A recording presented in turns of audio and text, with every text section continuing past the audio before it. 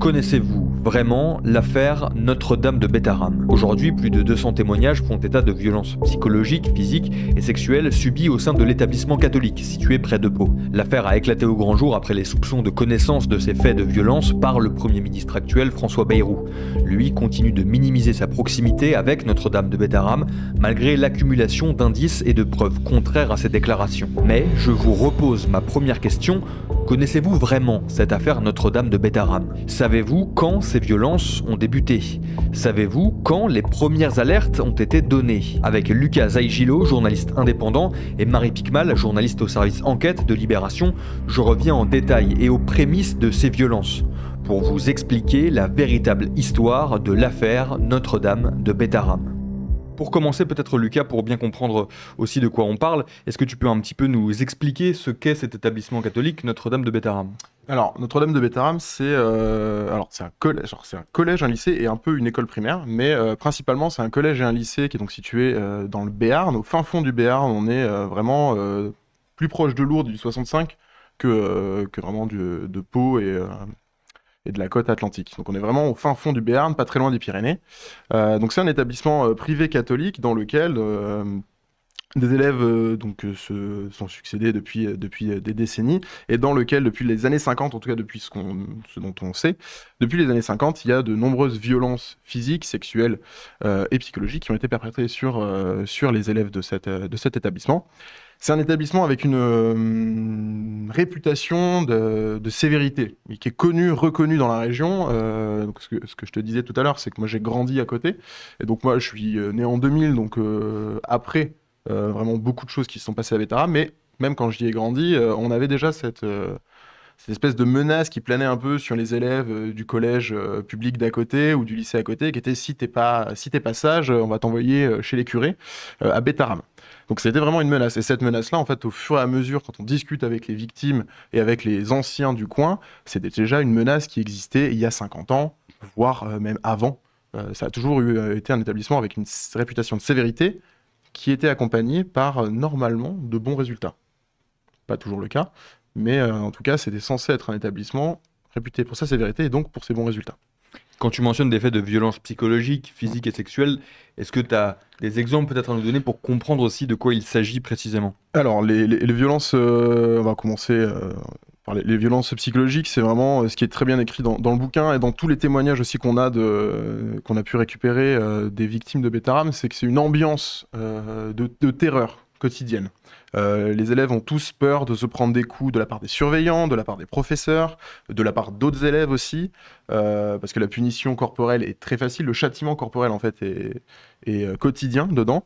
Donc il y a une ambiance de terreur qui s'installe, et qui se répercute chez les élèves. Ensuite, en termes de violence physique, c'est beaucoup de coups donc de punition de l'époque. Donc ça va être des coups de règle en bois, des coups de règle en métal avant que ce soit interdit, puis des coups de poing. Il y a des témoignages d'un professeur de maths qui donnait des cocos sur la tête de ses élèves dès qu'ils faisaient une erreur. Et c'est un professeur de maths qui était très, très sévère et qui déjà ne donnait jamais la note maximale. Et donc, toujours, un élève prenait un coup, quoi. Donc c'est beaucoup de coups de poing, des tabassages avec certains coups de pied des fois aussi, dont on entend parler. Et après, on va toutes les violences sexuelles, donc il y a de l'agression sexuelle, il va y avoir des viols plutôt perpétrés sur en fait les enfants qui étaient internes, parce que Notre-Dame de Bétharram c'est à la fois un collège-lycée et c'est aussi un internat. Et c'est surtout dans l'internat que vont avoir lieu la majorité, la quasi-totalité des violences sexuelles. Ça ajoute aussi dans ce climat de terreur, je pense que c'est important de le préciser, l'arbitraire. Toutes les victimes qui nous parlent racontent tout ça, c'est-à-dire le côté vraiment arbitraire dans les coups qui étaient donnés, où on ne savait pas à l'avance qu'un coup allait arriver, où c'était parfois pour rien, mais vraiment pour rien, que les enfants se faisaient taper. Un surveillant qui arrivait par derrière et qui fracassait un élève. Cette violence-là arbitraire, elle participe aussi à ce climat de terreur que décrivent les victimes aujourd'hui. Ça fait vraiment partie de l'ADN de l'établissement. C'est ce que beaucoup de victimes répètent, c'est que la violence, c'est l'ADN de Bétharram. Et ça, c'est donc quelque chose, tu l'expliquais, qui semblait un petit peu se savoir, ou en tout cas, il y avait une réputation autour de ça, mais est-ce qu'il y avait aussi une réputation et des rumeurs concernant des faits de violence sexuelle? Parce que c'est de ça aussi dont on parle aujourd'hui. Alors, sur la violence physique, c'était assez connu, et malheureusement, c'était un établissement qui se vantait de cette réputation.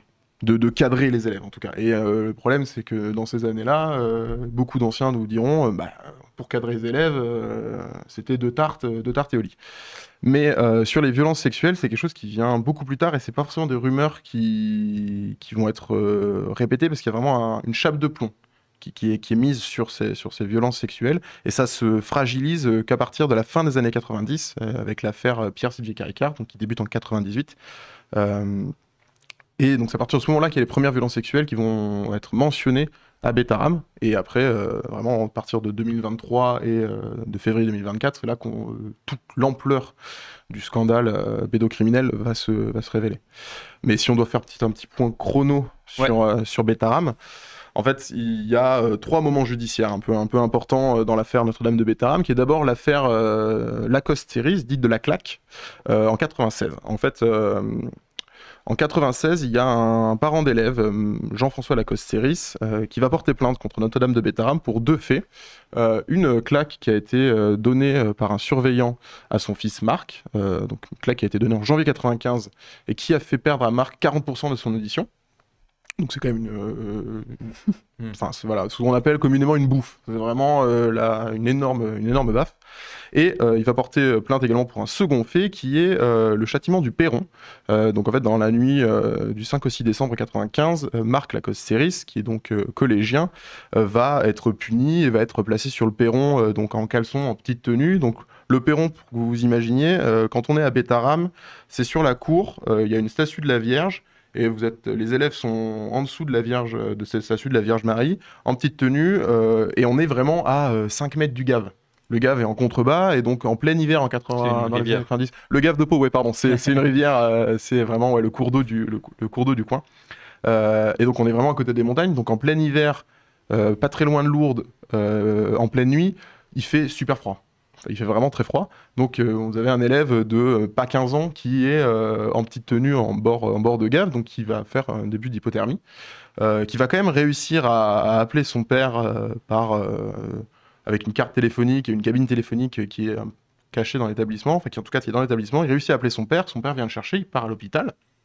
Et donc peu de temps après, ils vont déposer plainte contre Bétarame. Et ça c'est la première affaire dite donc de la claque, parce qu'en fait il y a seulement la claque qui va être jugée par le tribunal. Le châtiment corporel du perron ne sera pas traité par la justice. Le procureur ne décidera pas de continuer les poursuites pour ce fait-là.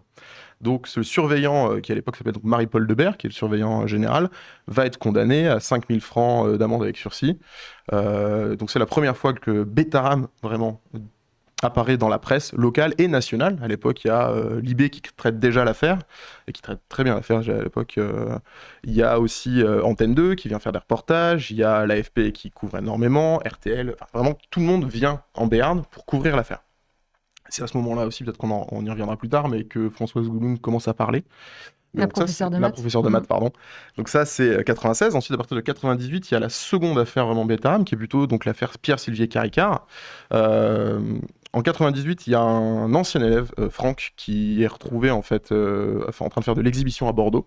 Donc il va être placé en garde à vue, puis auditionné par les gendarmes, et Franck va expliquer son comportement, notamment en disant que 10 ans avant, quand il était élève à Bétarame, donc en 88, il a été agressé par Pierre-Sylvier Caricart, qui était l'ancien directeur de Bétarame à l'époque.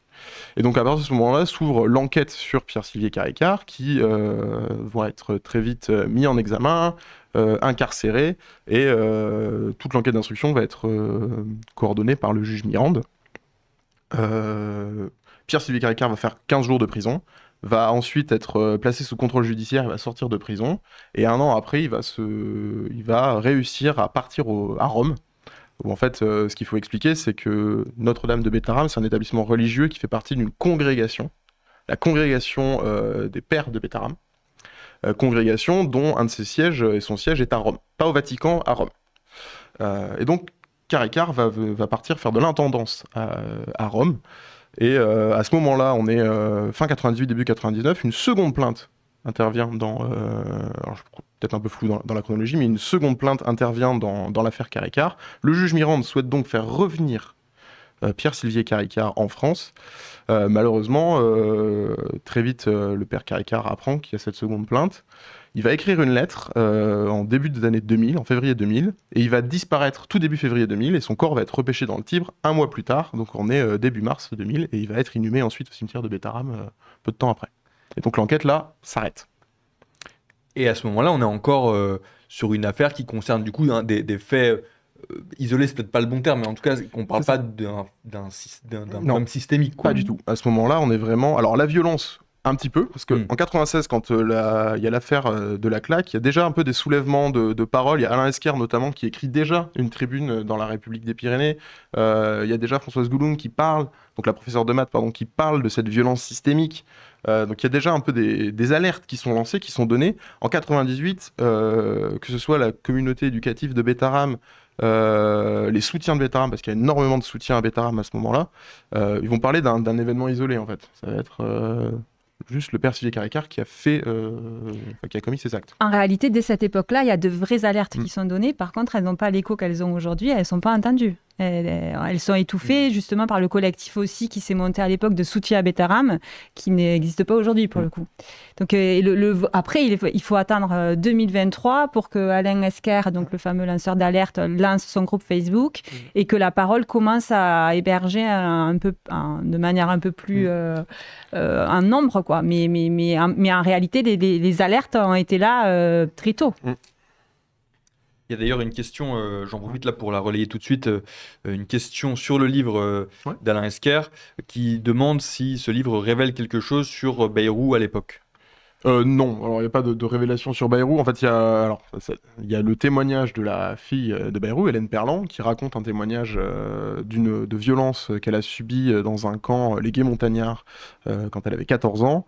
Donc c'est un camp d'été. Mais c'est un camp d'été qui n'a pas de lien avec la congrégation des Pères de Bétarame. C'est un camp d'été local. Il y a un abbé du coin. L'abbé L, alors je ne sais pas si on donne son nom ou pas, donc l'abbé L qui lui est curé d'Asson à l'époque, mais qui n'est pas père de Bétarame. Donc en fait le témoignage d'Hélène d'Hélène Perland ne révèle pas grand chose sur François Bayrou. Par contre elle a discuté avec Mediapart et après on en reparlera peut-être après, mais elle a dit à nouveau des choses sur la rencontre entre François Bayrou et le juge d'instruction Mirande. Il y avait aussi une question par rapport à ça, donc je la relais aussi maintenant. Alors je vous la relais telle qu'elle est. Vous, après, vous formulez évidemment votre réponse comme vous l'entendez, mais une question qui demande est-ce que Mediapart n'a pas fait une erreur en invitant la fille de Bayrou en espérant un scoop? Et finalement, on se retrouve avec une victime qui parle de son vécu, très intéressant, suivi d'un long monologue un peu confus pour défendre son père. N'aurait-il pas mieux valu inviter une autre victime qui exprime son vécu sans faire des suranalyses pour justifier l'inaction politique?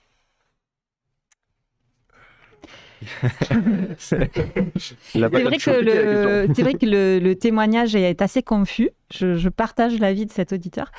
En revanche, après, on n'est pas là pour juger du choix des invités par Mediapart. Et puis, on peut aussi... comme c'est la fille d'eux, elle a un rôle clé. Son témoignage est important, évidemment, en termes médiatiques. Et puis aussi pour reposer la question de ce que savait ou pas François Bayrou. On en parlera peut-être un peu plus tout à l'heure. Moi, ce que je trouve aussi important à souligner pour expliquer aussi ce qui se joue à Bétarame, qui nous a choqués, nous, mais j'imagine tout le monde très vite, c'est de se dire comment est-ce possible que des faits d'une telle gravité, et ça on s'en rend compte au fur et à mesure des témoignages, et que ce soit les violences psychiques, les humiliations, les violences physiques ou sexuelles, les faits racontés sont... les sévices sont d'une telle intensité qu'on se demande comment c'est possible qu'ils aient duré aussi longtemps quasiment un demi-siècle. Ça paraît complètement. C'est ça qui. Condensé. Voilà. C'est-à-dire que les premiers témoignages remontent à la fin des années 50, début des années 60. Mais les personnes qui étaient là avant, la majorité des anciens élèves sont décédés, qui étaient avant. Mais si ça a commencé dans les années 50, c'est possible aussi qu'il y ait déjà eu des cas avant, mais ça on ne le saura pas, quoi. Parce que qu'il y ait des sévices qui puissent exister dans des structures où on accueille des enfants, des faits de pédocriminalité, on sait malheureusement que à partir du moment où il y a des enfants et des adultes dans un endroit, ça peut arriver. Et normalement, il existe des mécanismes de contrôle, d'alerte. Et là, on le voit dans tout ce qu'a raconté aussi Lucas. Les alertes ont existé et pourtant, Rien n'a été fait pendant des décennies. Donc c'est cette question-là qui me paraît hyper importante aussi à questionner, d'essayer de comprendre pourquoi.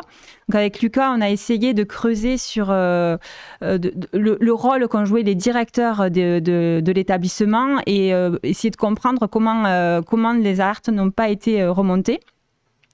Et en fait, on s'est intéressé à l'association qui gère l'établissement, parce qu'en fait, dans les établissements privés, donc c'est valable pour tous les établissements privés sous contrat, il y a une structure juridique qui reçoit les subventions publiques pour gérer l'établissement, qui embauche le personnel qui ne dépend pas de l'éducation nationale. Donc ça va être, ils recrutent le chef du collège, ils recrutent les surveillants, donc tout le personnel qui est en fait mis en cause aujourd'hui dans cette affaire.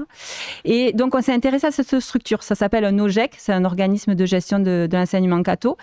On n'en entend pas du tout parler depuis le début dans cette histoire. Pourtant, leur rôle est majeur parce qu'ils étaient en charge, par exemple, de la surveillance de l'internat. Donc de tout le personnel qui surveille l'internat, où se sont passés la majorité des faits. Et donc, on a eu énormément de mal à connaître le nom des personnes qui constituaient le bureau de cette association. On a dû, Lucas surtout, à creuser, à farfouiller toutes les archives départementales parce que ni le rectorat, ni le ministère de l'Éducation nationale, ni le diocèse n'ont voulu nous donner la liste. Donc, on a dû la constituer nous-mêmes.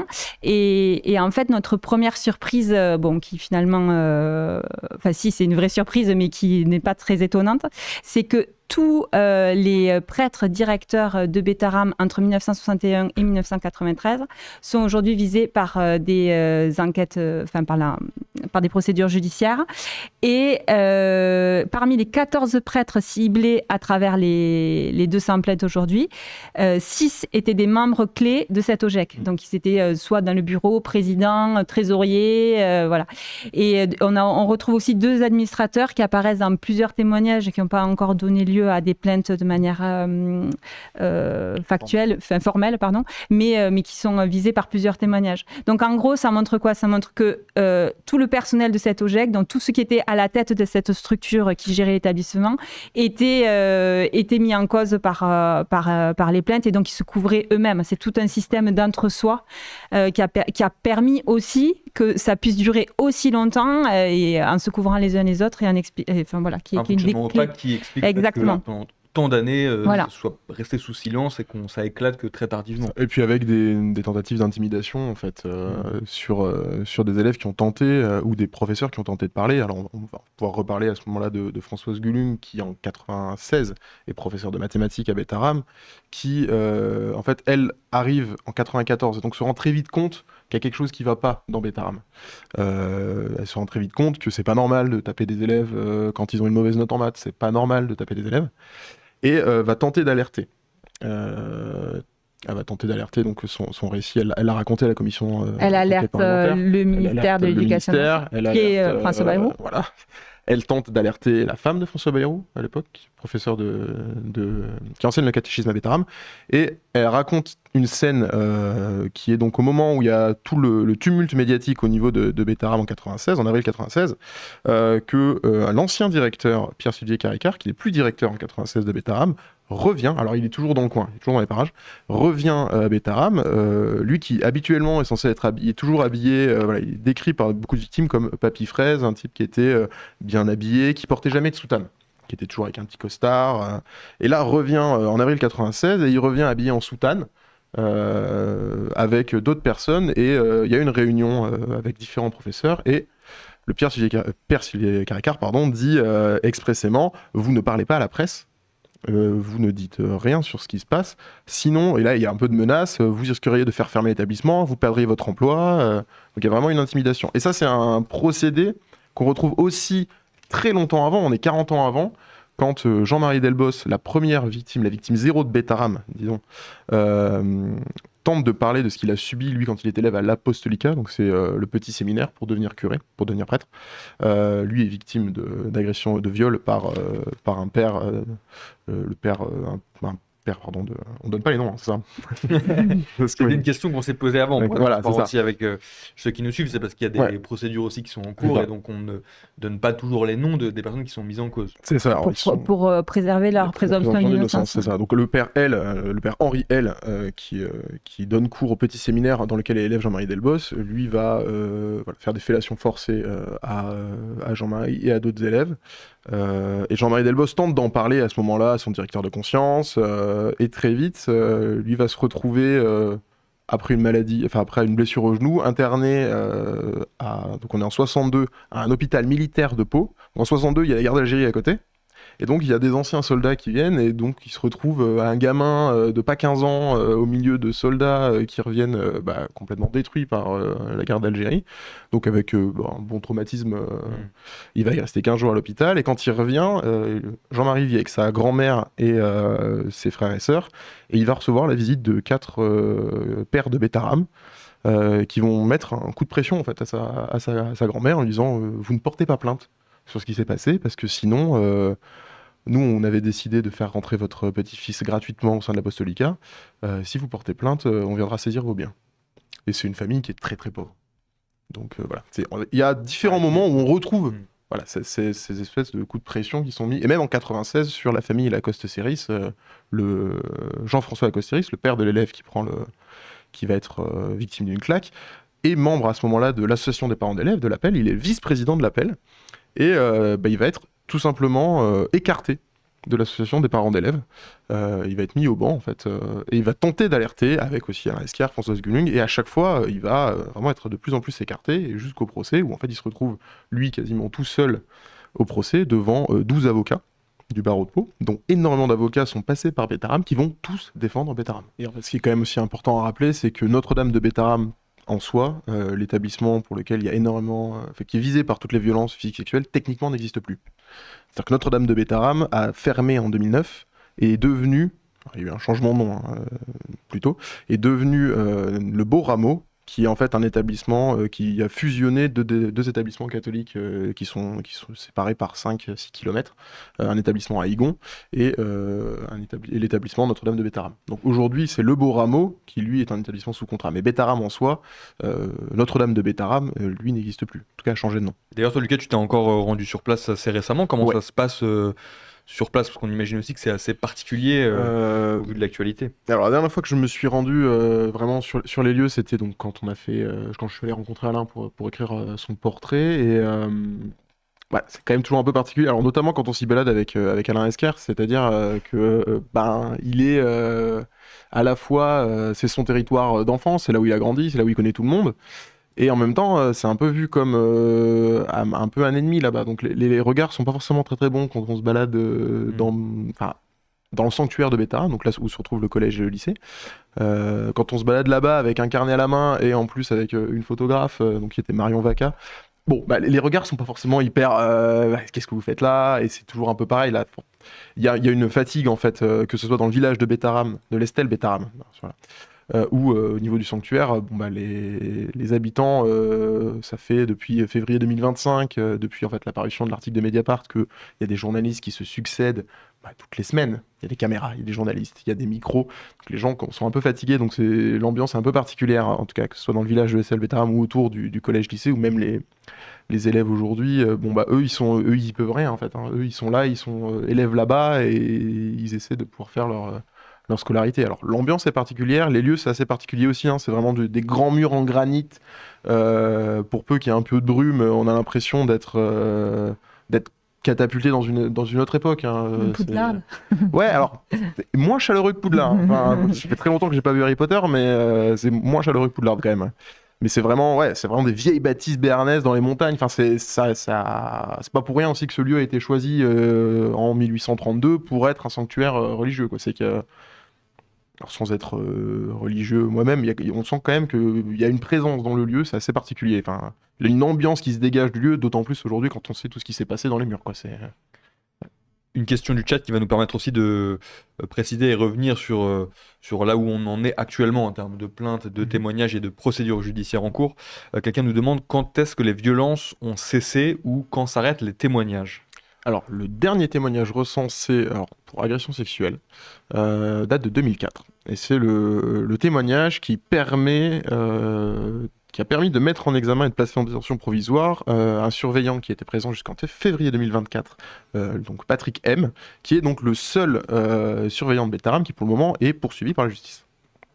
En fait, la majorité des témoignages sont prescrits. C'est un peu ce qui fait qu'on va plutôt se diriger certainement vers une affaire Patrick M que réellement vers une affaire Betaram, en tout cas aux yeux de la justice. Donc le dernier recensé, le dernier témoignage recensé, c'est 2004. Après, sachant que ça peut bouger, parce que plus on voit bien que ça avance énormément au fur et à mesure des jours.